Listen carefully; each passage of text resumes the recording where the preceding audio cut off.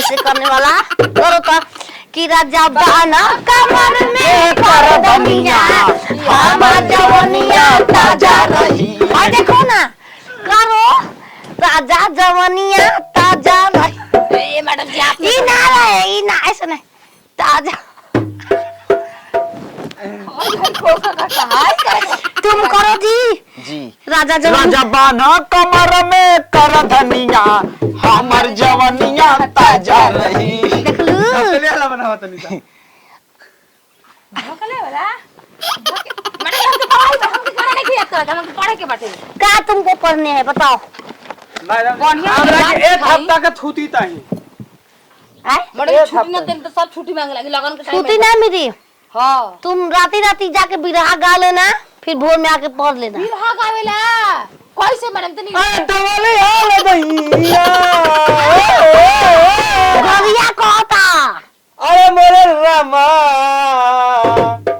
अरे थरिया बदलब न धरिया तो थरिया फिरते पहिले तो बोल जा नहीं ऐसे अरे सोरिया रे गोइया अरे मोरे राम म्यूजिक अरे की घड़िया खुला लगल कुछ सदिनारा जगदीश पूरा मलिया बलिया दानी में बदला बिहार के रामा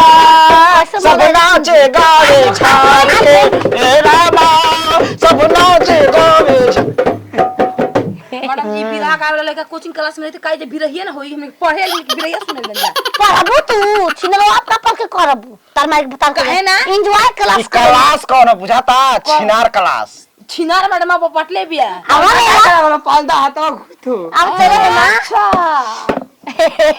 जाओ मां मैडम जी लिया के जा ये पसंद बा जा कर हम ये करे आइल बनी हाई का हो जाई पैसा मिली तो हाई देखी साधु सुदा बनी अगर एक्स्ट्रा वाली से बियाह करे के बात अरे की लड़की से मन यह नमूनी नया कानून बन गई।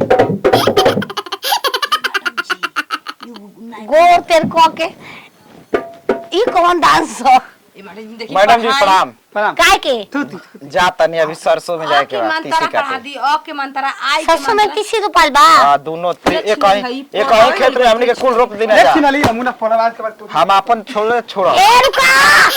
ए जे जी। बतू जी बोली जानते हो हम तुम्ही को बताना चाहता था उन लोगों से भगाना चाहता था काहे तुम सरसों में हमको लेकर चल लो ना ना उन ढेर सरसों काटे जानी सा उकुल नेरिया आदमी के काम नहीं खे जाई त मैं चिचियात जाई पीछे ले मैं ले माथ लगा दिया सरवा तार माई के मोय भसा के चल गेल छिना थर्ड वाला कौन है रे कर माई के दिल मोइया बो ओको घरे जाई